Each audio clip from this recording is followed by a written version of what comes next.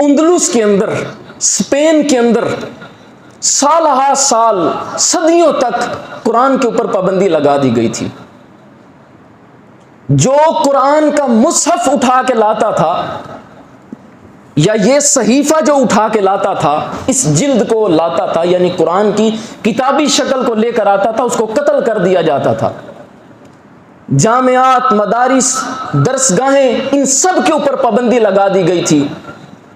تو کیا اسلام اس وقت رک گیا تھا؟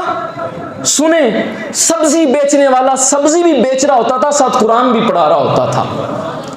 اگر کتاب نہیں تھی، قرآن کی کتابی شکل نہ رہی تھی، تو قرآن سینہ بسینہ چلتا ہوا نسلوں تک آتا رہا۔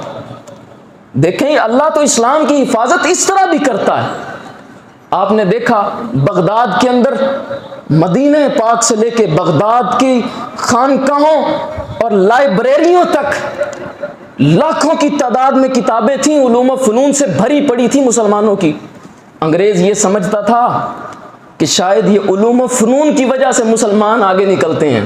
انہوں نے کیا کیا، وہ چنگیز آیا، اس نے ساری کتابیں جلا دی یا اٹھا کے دریا میں پھینکی، اور وہ تاریخ بغداد میں آتا ہے کہ وہ کئی مہینوں تک جن دریاؤں میں مسلمانوں کی کتابیں ڈالی گئی تھی نا، وہ دریاؤں کے پانی جو تھے نا، وہ سیاہی کی طرح بہتے رہے تھے، سیاہ ہو کے کئی مہینوں تک۔ اندازہ کر سکتے ہیں وہ کتنی کتاب ہوگی۔ بغداد کو ختم کر کے رکھ دیا، ہماری لائبریریاں اجاڑ کے رکھ دی، جو باقی کتابیں بچی تھی یورپ میں اٹھا کے لے گئے۔ اقبال کہتے ہیں میں یورپ گیا مگر وہ علم کے موتی کتابیں اپنے آبا کی، جو دیکھا ان کو یورپ میں تو دل ہوتا ہے سی پارا، اور میرا دل تو ٹکڑے ٹکڑے ہو گئے جب میں نے اپنی کتابیں ان کے ہاں پڑھاتے ہوئے دیکھا۔ اور مسلمانوں کو کیا کہا گیا؟ فرنگی کا یہ مذہب ہے کہ ناقص ہے کتاب، کہ سکھاتی نہیں مسلمان کو غلامی کی آداب۔ مسلمانوں کو بر صغیر کے اندر یہ کہا گیا، سب کانٹیننٹ میں، کہ اسلام مکمل مذہب نہیں ہے، قرآن صرف برکت کے لیے، شفا کے لیے، دم درود کے لیے ہے۔ یہ نظریہ ابھارا گیا بر صغیر کے اندر۔ آؤ دیکھو انگریز کتنا آگے نکل گئے ہیں، آؤ تمہیں ہم جدید تعلیم کی طرف لاتے ہیں۔ لوگ بڑا اس کا بندے کا احترام کرتے ہیں۔ اقبال نے اس کو صحیح دھود کے رکھا ہے اپنے کلام کے اندر، اپنی باتوں کے اندر۔ یہ وہی دور تھا نا کہ ایک طرف علی گڑھ کی بنیاد رکھی جا رہی تھی، مسلمانوں کے خانقاہی اور مدارس کے نظام کو ختم کیا جا رہا تھا، اور کہا جا رہا تھا دین اور چیز ہے، دنیا اور چیز ہے، اسلام مکمل ضابطۂ حیات نہیں ہے، یہ مسلمانوں کو کہا جا رہا تھا۔ اور وہ سر سید جس کو لوگ کہتے ہیں، اس بندے کا آپ پڑھیں، ایک غریب آدمی تھا، عہدہ دیا گیا علاقے کے اندر، پھر ایک اس کو عہدہ ملا، پھر کتنی جاگیریں ملی اس آدمی کو، اور پھر وہ یونیورسٹی بنا دی گئی۔ اور یونیورسٹی کے اندر کیا کہا جاتا تھا کہ آئیں مسلمان جدید علوم سیکھیں، قرآن جدید علوم نہیں ہے۔ اور خدا کے بندو، قرآن سے بڑھ کے جدید ہو ہی کوئی نہیں سکتا، قرآن سے بڑھ کے کامل کتاب ہو ہی نہیں سکتی، قرآن سے بڑھ کے اکمل کتاب ہو ہی نہیں سکتی۔ قیامت تک اگر مسلمان کامیابی حاصل کریں گے تو وہ اللہ کی کتاب قرآن سے کریں گے۔ مسلمانوں نے جب قرآن کو چھوڑا، کتاب اللہ کو چھوڑا، یہ 100 سال کے اندر دیکھیں مسلمان ذلیل ہو کے رہ گئے ہیں۔ جب قرآن کو چھوڑا ہے تو یہ حال ہوا ہے۔ تو اس وقت جن لوگوں نے اعلائے کلمت اللہ کے لیے آواز بلند کرنی تھی، جہاد فی سبیل اللہ کے لیے آواز بلند کرنی تھی، اقبال کہتے ہیں صوفی و ملا ملوکیت کے بندے تمام، اس وقت کیا ہوا، ان حضرات نے پھر کیا کیا، وہاں جا کے سلام پیش کیا، حضرت صاحب ماشاءاللہ آپ جیسا تو ہے ہی کوئی نہیں، آپ بہترین ہیں، آپ صحیح کہتے ہیں، قرآن صرف قصائص ہیں، قرآن صرف برکت ہے، قرآن صرف شفا ہے۔ قرآن تو کہتا ہے پہلی آیات کے اندر ہدی للمتقین، یہ ہدایت بھی ہے، قرآن تو ہدایت بھی ہے، لیکن یہ نظریہ ختم کیا گیا، قرآن ہدایت نہیں۔ اس کو ختم کرنے کے بعد پھر وہ یونیورسٹیاں بنا دی گئی، جامعات کو الگ کر دیا گیا، جامعات کو ایک بڑے طریقے کے ساتھ کمزور سے کمزور تر کیا گیا، فرقہ واریت کو پروموٹ کیا گیا، پروان چڑھایا گیا، آپس کے اندر لڑوایا گیا مسلمانوں کو۔ یہ وہ وقت تھا جب ایک طرف سے آواز آتی تھی یونیورسٹی علی گڑھ کے اندر سے، یہ تلوار کا دور نہیں قلم کا دور ہے۔ ایک طرف سے اقبال بولتے تھے کہ یہ تلوار کا دور، ہر دور تلوار کا دور ہے، اسلام نے کہا ہے کہ قیامت تک جہاد جاری رہے گا۔ جب یہ باتیں ہو رہی تھی، اکثریت جو تھے نا لوگ، دین سے منسلک اور نامنسلک لوگ، وہ چلے گئے تھے ایسے نظریے کی طرف. چند نام ہمیں ملتے ہیں جن کے اندر پیر سید جماعت علی شاہ صاحب کا نام آتا ہے کہ یہ شخصیت ڈٹی رہی اپنے نظریے کے اوپر کہ اسلام مکمل ضابطۂ حیات ہے.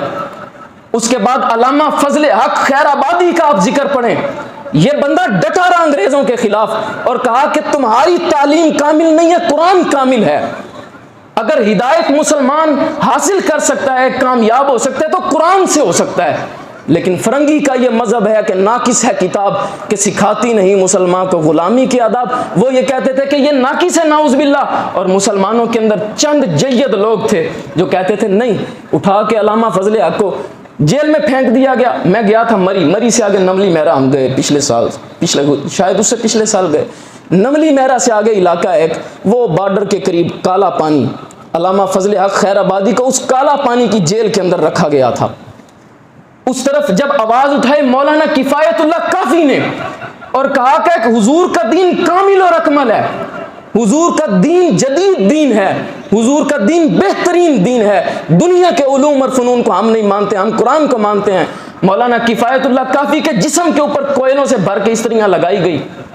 لیکن آپ یہ کیا کہتے تھے, کوئی گل باقی رہے گا نہ چمن رہ جائے گا, بس رسول اللہ کا دین حسن رہ جائے گا. دیکھ لیں نام شاہان جہاں مٹ جائیں گے کافی و لیکن حشر تک نعت حضرت کا زبانوں پر سخن رہ جائے گا. آپ کو اصولی کی طرف لے جایا گیا, لٹکا دیا گیا, شہید کر دیا گیا. موت کے ڈر سے یا پیسے کی محبت میں لوگوں نے چھوڑ دیا یہ نظریہ, اور پھر یہ کہا کہ اب دور تلوار کا نہیں قلم کا دور ہے, اب جہاد نہیں ہونا چاہیے, یہ وہی دور ہے. پھر حضرت نے اقبال رحمۃ اللہ علیہ نے اپنا نظریہ پیش کیا, اپنی گفتگو لوگوں کے سامنے رکھی اور علی گڑھ کی بنیادیں ہلا کے رکھ دی تھی اس کلام سے. اقبال کے اوپر بڑی پابندیاں لگی اس کلام کے بعد. آپ فرمانے لگے فتویٰ ہے شیخ کا کہ یہ زمانہ قلم کا ہے, کہ رہی نہیں زمانے میں اب تلوار کارگر, کہ اب تلوار کارآمد نہیں ہے, یہ زمانہ قلم کا ہے. اس وقت یہ کلام حضرت اقبال نے لکھا تھا. اور آگے کہنے لگے کافر کی موت سے بھی لرزتا ہو جس کا دل, کون اس کو کہتا ہے کہ مسلمان کی موت مر, جس کے دل کے اندر کافروں کی محبت آ جائے اس کو کون کہتا ہے کہ تو مسلمان ہو کے مر جا, کافروں میں چلا جا. یہ اقبال نے اس وقت کہا تھا. اور پھر کہا تھا تعلیم اس کو چاہیے, یہ مسلمان ان کو ہو کیا گیا ہے, تعلیم اس کو چاہیے ترک جہاد کی. دنیا کو جس کے پنجہ خونی سے ہے خطر, پوری دنیا کے اندر مسلمان ختم ہو رہے ہیں اور انگریز جو ہے ان کو قتل کر رہے ہیں, اور اس کو ابھی بھی ترک جہاد کے اوپر تعلیم چاہیے, امن کی تعلیم چاہیے. باطل کی فار و فر کی حفاظت کے واسطے یورپ ذرہ میں ڈوب گیا دوشتا کمر. باطل کی حفاظت کے لیے نا یورپ اسلحے کے اندر لیس ہو گیا, ڈوب چکا ہے, اس نے اتنی تیاری کر لی ہے باطل کے لیے. لیکن ہم پوچھتے ہیں شیخ کلیسا نواز سے, اور سر سید انگریزوں سے پیسہ لے کے یونیورسٹیاں بنانے والے, کلیسا نواز اس کے لیے لفظ استعمال کیا ہے, کلیساؤں سے نوازے جانے والے.